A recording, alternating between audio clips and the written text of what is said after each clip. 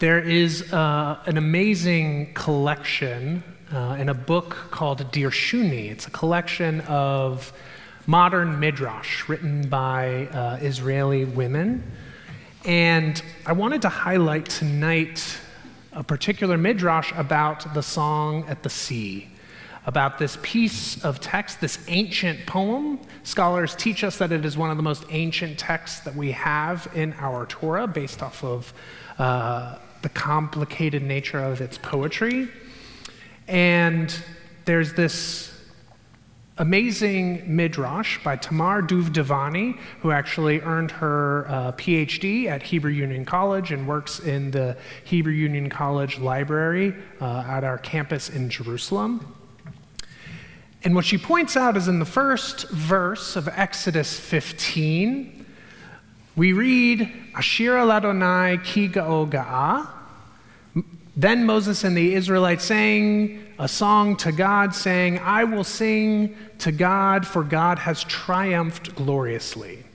Then, 20 verses later, in Exodus 15:20, then Miriam the prophetess, Aaron's sister, took a timbrel in her hand, and all the women went out after her and danced with timbrels, and Miriam chanted for them, Shiru Ladonai, sing to God, for God has triumphed gloriously. Horse and driver God has hurled into the sea. So the question that Tamar asks us is, why the two starts to the song? Didn't it just say that Moses led the Israelites in singing this song? Then why do we have Miriam introduced later singing the same song, a different song? We're not totally sure. And what Tamar points out to us is that the text seems to tell us that Miriam knew a song that Moses was not aware of, that Moses did not know. And what was Moses' song? The song that he began with? Ashira Ladonai, I will sing to God. I will sing to God. This is the song of an isolated individual. Just one person, I will sing. And this song does not combine with the aggregate of choruses, the voices, and melodies. Moses, in his own way, sought to extract the particular voice from everyone and redeem their song.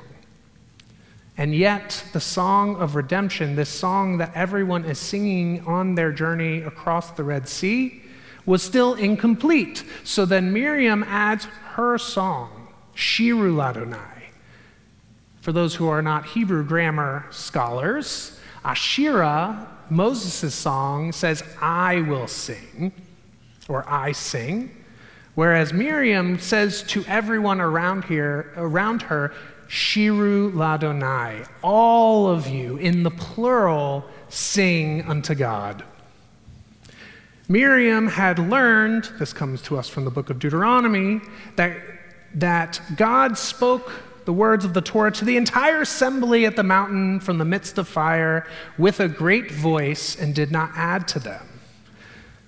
This great voice, she points out, included within it many different voices, accents, even languages. We are taught that many different languages came down from Mount Sinai, bringing teaching and Torah.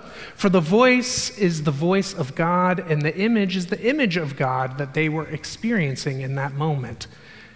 This image and this voice that Miriam sought to usher in as they crossed the Red Sea, is constructed from all of humanity, from all of the different faces, particularities, and even, yes, opinions of all of the different people present. And so she said, sing unto God. All of you sing unto God, in an effort to combine all of the voices completely. That connects the I will sing, the Ashira, I will sing unto God, to the communal and the multifaceted song. Miriam said to them, sing to God, and in doing so, taught them or encouraged them to remind themselves and also us about the image of God, the Tselem Elohim, within each one of us. That image of God that is indeed a conglomerate, a construction of 70 faces, 70 languages, and 70 melodies. Sing unto God and bless God's name. Shiru Ladonai. And when you sing to God, you are blessing the image of God within you, the image of God that surrounds you, and the totality of God that cannot be confined to one person, but is only made real through the collective of voices sharing together. This idea of our soul being connected to our voice is perhaps best encapsulated in the very, very end of the book of Psalms, Psalm 150, perhaps our most musical psalm, when it teaches, Kol haneshama tehalel Yah, let everything that breathes sing a song of praise unto God. But our tradition, keeping with the tradition of Moses and Miriam, says, it's not just let everything that breathes, but let every breath that we take, even in those moments, especially in those moments of joy, but even in those moments of anxiety, just as the Israelites sang as they were crossing the Red Sea, each one of those breaths is a song of praise to God. And so we join together in that crucial word, hallelujah, praise unto God. Hallelujah, which is the collective. It is not just the personal. It is all of us together bringing the image of God closer to our reality. So we sing, as we have sung this entire evening, the words of hallelujah. We sing together. Sing unto God. Shabbat shalom.